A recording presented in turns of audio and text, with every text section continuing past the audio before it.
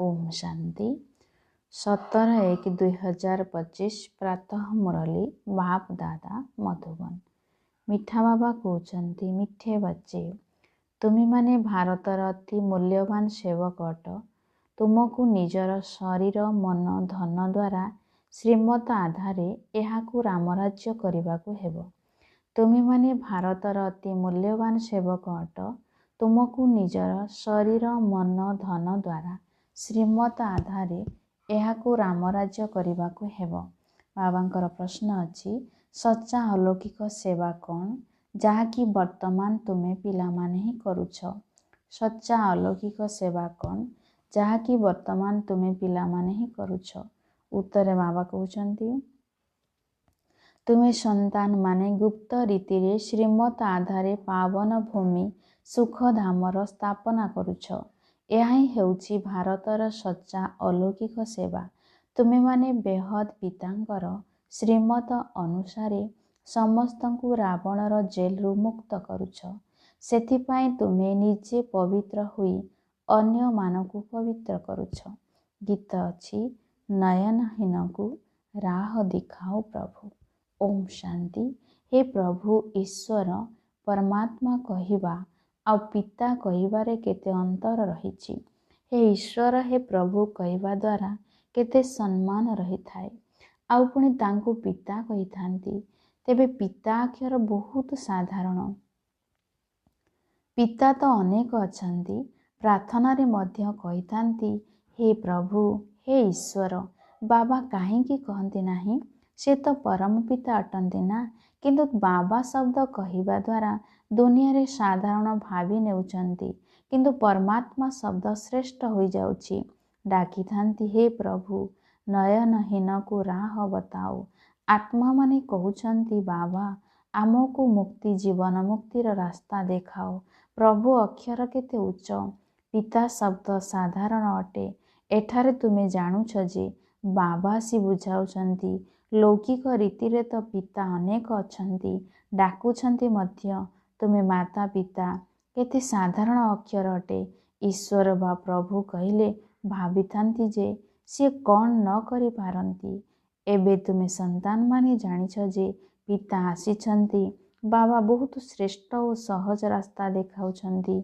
बाबा कहउछंती मोर संतान माने तुमे माने रावणर मतरे चाली काम अग्नि रे जली भस्मीभूत हो जाइछ। एबे मु तुमको पवित्र करी घर को नेबा पाई आसीछि।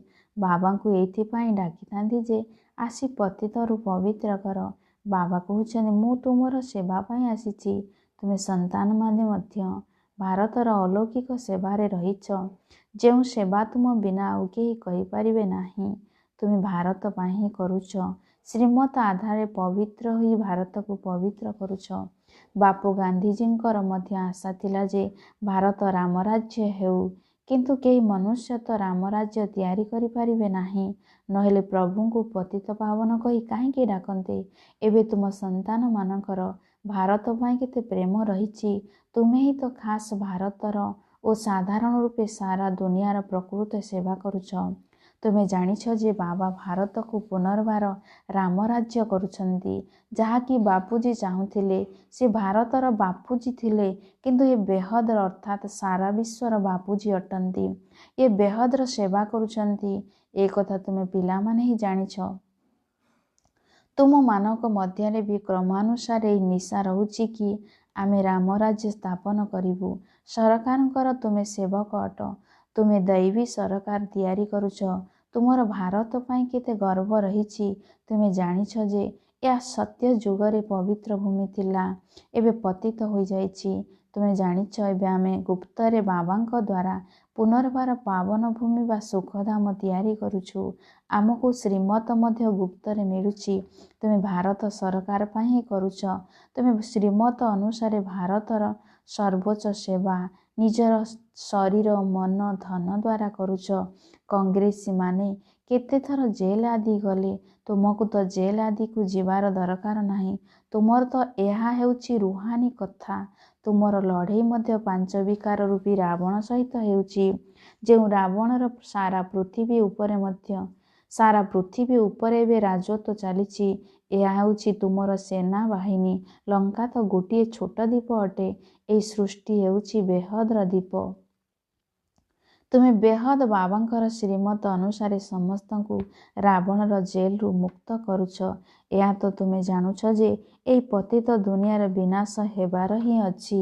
ତୁମେମାନେ ଶିବଶକ୍ତି ଅଟ। ଏହି ଗୋପମାନେ ମଧ୍ୟ ଶିବଶକ୍ତି ଅଟନ୍ତି। ତୁମେ ଗୁପ୍ତ ରୀତିରେ ଭାରତର ବହୁତ ବଡ଼ ସେବା କରୁଛ। ଭବିଷ୍ୟତରେ ଏହି ବିଷୟ ସମସ୍ତଙ୍କୁ ଜଣାପଡ଼ିବ।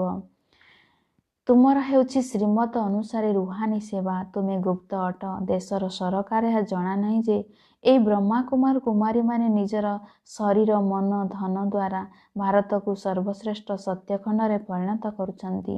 ଭାରତ ସତ୍ୟଖଣ୍ଡ ଥିଲା, ଏବେ ମିଥ୍ୟାଖଣ୍ଡ ହୋଇଯାଇଛି। ସତ୍ୟ ତ କେବଳ ଜଣେ ବାବା ହିଁ ଅଟନ୍ତି। ଏହା ମଧ୍ୟ କୁହାଯାଏ ଯେ ଗଡ୍ ଇଜ୍ ଟ୍ରୁଥ୍ ଅର୍ଥାତ୍ ଭଗବାନ ସତ୍ୟ ଅଟନ୍ତି। ତୁମକୁ ଏବେ ନରରୁ ନାରାୟଣ ହେବାର ସତ୍ୟ ଶିକ୍ଷା ଦେଉଛନ୍ତି। ବାବା କହୁଛନ୍ତି କଳ୍ପ ପୂର୍ବେ ମଧ୍ୟ ତୁମକୁ ନରରୁ ନାରାୟଣ କରିଥିଲି। ରାମାୟଣରେ ତ କ'ଣ କ'ଣ କଥା ସବୁ ଲେଖି ଦେଇଛନ୍ତି। କହୁଛନ୍ତି ରାମ ବାନର ସେନା ନେଇଥିଲେ। ତୁମେ ହିଁ ପ୍ରଥମେ ବାନର ସଦୃଶ ଥିଲ। ଗୋଟିଏ ସୀତାଙ୍କର ତ କଥା ନୁହେଁ। ବାବା ବୁଝାଉଛନ୍ତି ମୁଁ କିପରି ରାବଣ ରାଜ୍ୟର ବିନାଶ କରାଇ ରାମ ରାଜ୍ୟ ସ୍ଥାପନ କରୁଛି। ଏଥିରେ କୌଣସି କଷ୍ଟ କରିବାର କଥା ନାହିଁ। ସେମାନେ ତ କେତେ ଖର୍ଚ୍ଚ କରୁଛନ୍ତି। ରାବଣର ପ୍ରତିମା ତିଆରି କରି ପୁଣି ତାକୁ ଜଳାଉଛନ୍ତି। କିଛି ବି ବୁଝୁନାହାନ୍ତି। ବଡ଼ ବଡ଼ ଲୋକମାନେ ସବୁ ଦେଖିବାକୁ ଯାଆନ୍ତି, ବିଦେଶୀମାନଙ୍କୁ ମଧ୍ୟ ଦେଖାନ୍ତି, କିନ୍ତୁ କିଛି ବି ବୁଝନ୍ତି ନାହିଁ।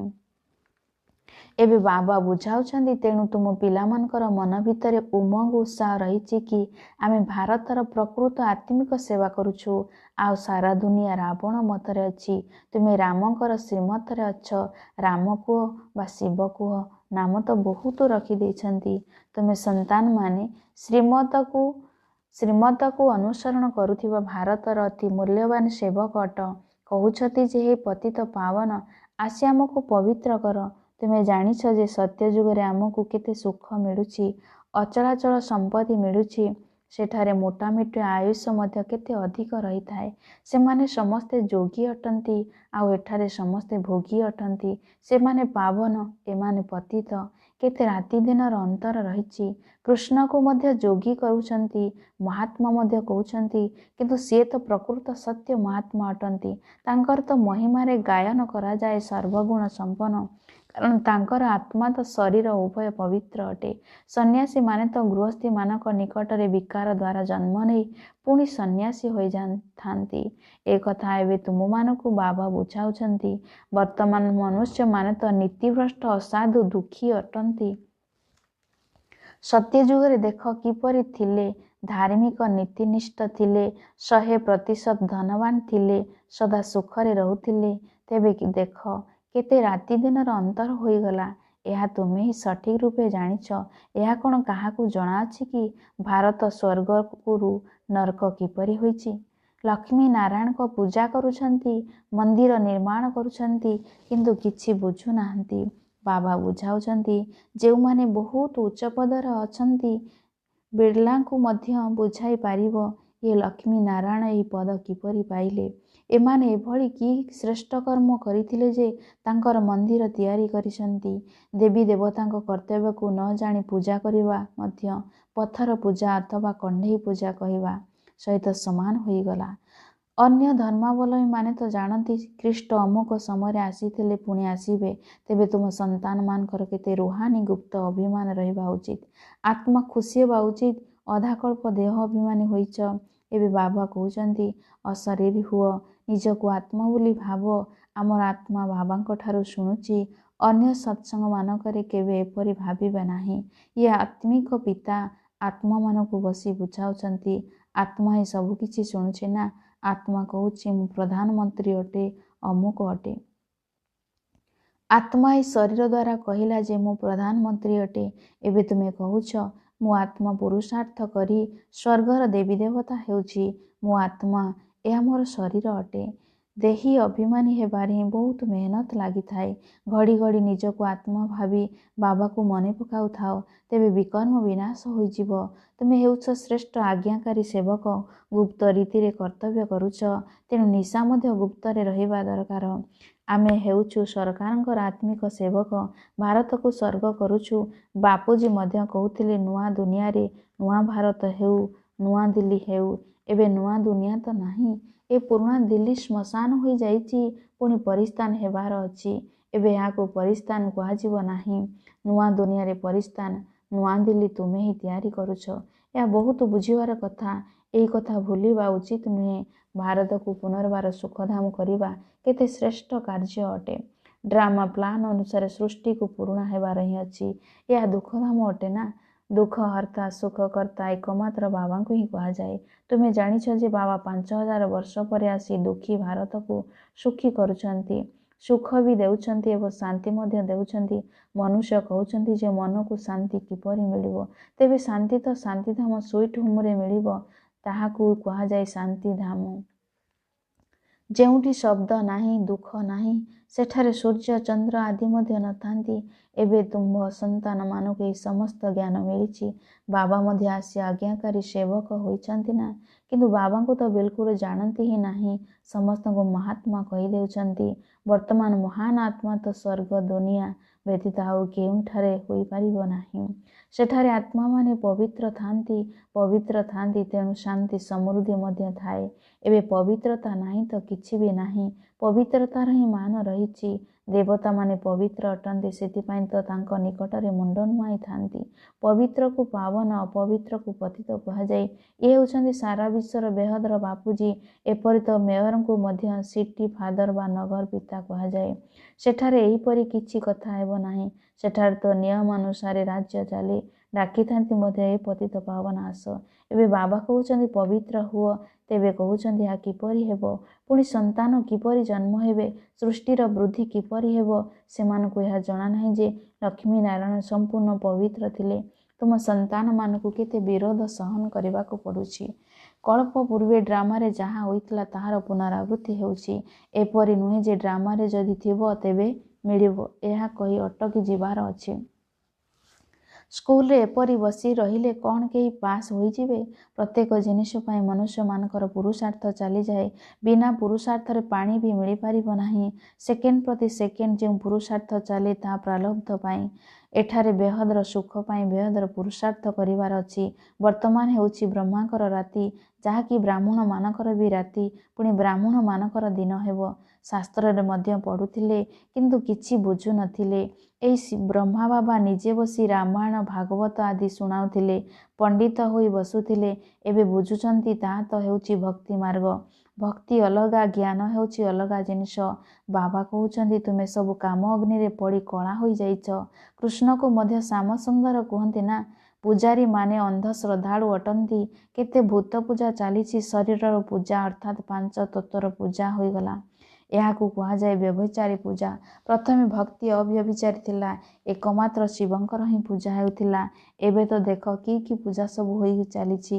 ବାବା ଆଶ୍ଚର୍ଯ୍ୟଜନକ ଦୃଶ୍ୟ ମଧ୍ୟ ଦେଖାଇଥାନ୍ତି, ଜ୍ଞାନ ମଧ୍ୟ ବୁଝାଉଛନ୍ତି। ଆମକୁ କଣ୍ଟାରୁ ଫୁଲ କରୁଛନ୍ତି। ସ୍ୱର୍ଗକୁ ଫୁଲର ବଗିଚା କୁହାଯାଏ। କରାଚିରେ ଜଣେ ମୁସଲମାନ ଜଗୁଆଳି ରହୁଥିଲା। ସିଏ ମଧ୍ୟ ଧ୍ୟାନରେ ଯାଉଥିଲା। କହୁଥିଲା ମୁଁ ସ୍ୱର୍ଗକୁ ଗଲି, ଖୋଦା ମୋତେ ଫୁଲ ଦେଲେ। ତାକୁ ବହୁତ ମଜା ଲାଗୁଥିଲା। ଆଶ୍ଚର୍ଯ୍ୟ ଅଟେ ନା। ଦୁନିଆରେ ତ ସପ୍ତାଶ୍ଚର୍ଯ୍ୟ କହୁଛନ୍ତି। ବାସ୍ତବରେ ସ୍ୱର୍ଗ ହେଉଛି ବିଶ୍ୱର ସବୁଠାରୁ ଆଶ୍ଚର୍ଯ୍ୟ। ଏହା କାହାକୁ ବି ଜଣା ନାହିଁ। ତୁମକୁ କେତେ ଫାଷ୍ଟ କ୍ଲାସ୍ ଜ୍ଞାନ ମିଳିଛି। ତୁମର କେତେ ଖୁସି ହେବା ଦରକାର। ବାପ ଦାଦା ସର୍ବୋଚ୍ଚ ଅଟନ୍ତି, କିନ୍ତୁ କେତେ ସାଧାରଣ ରହୁଛନ୍ତି। ବାବାଙ୍କର ହିଁ ମହିମା ଗାନ କରାଯାଏ। ସିଏ ନିରାକାର ନିରହଙ୍କାରୀ ଅଟନ୍ତି। ବାବାଙ୍କୁ ତ ଆସି ସେବା କରିବାର ଅଛି ନା। ପିତା ସର୍ବଦା ସନ୍ତାନମାନଙ୍କର ସେବା କରି ତାଙ୍କୁ ଧନ ସମ୍ପତ୍ତି ଦେଇ ନିଜେ ବାନପ୍ରସ୍ଥ ଅବସ୍ଥାକୁ ଚାଲିଯାଆନ୍ତି। ସନ୍ତାନମାନଙ୍କୁ ମୁଣ୍ଡରେ ବସାନ୍ତି। ତୁମେ ସନ୍ତାନମାନେ ବିଶ୍ୱର ମାଲିକ ହେଉଛ। ସୁଇଟ୍ ହୋମ୍କୁ ଯାଇ ପୁଣି ଆସି ସୁଇଟ୍ ରାଜପଦ ନେବ। ବାବା କହୁଛନ୍ତି ମୁଁ ତ ରାଜା ହେବି ନାହିଁ। ପ୍ରକୃତ ନିଷ୍କାମ ସେବାଦାରୀ ତ ଏକମାତ୍ର ବାବା ହିଁ ଅଟନ୍ତି। ତେବେ ସନ୍ତାନମାନଙ୍କର କେତେ ଖୁସି ରହିବା ଉଚିତ। କିନ୍ତୁ ମାୟା ଭୁଲାଇ ଦେଉଛି। ଏତେ ଶ୍ରେଷ୍ଠ ବାପ ଦାଦାକୁ କ'ଣ ଭୁଲିଯିବା ଉଚିତ କି? ଜେଜେବାପାଙ୍କର ସମ୍ପତ୍ତିକୁ ନେଇ ନାତିମାନଙ୍କ ମନରେ କେତେ ଅଭିମାନ ରହିଥାଏ। ତୁମକୁ ତ ଶିବ ବାବା ମିଳିଛନ୍ତି, ସମ୍ପତ୍ତି ତାଙ୍କର ଅଟେ। ବାବା କହୁଛନ୍ତି ମୋତେ ମନେ ପକାଅ ଏବଂ ଦୈବୀ ଗୁଣ ଧାରଣ କର, ଆସୁରୀ ଗୁଣକୁ ବାହାର କରିଦେବା ଉଚିତ।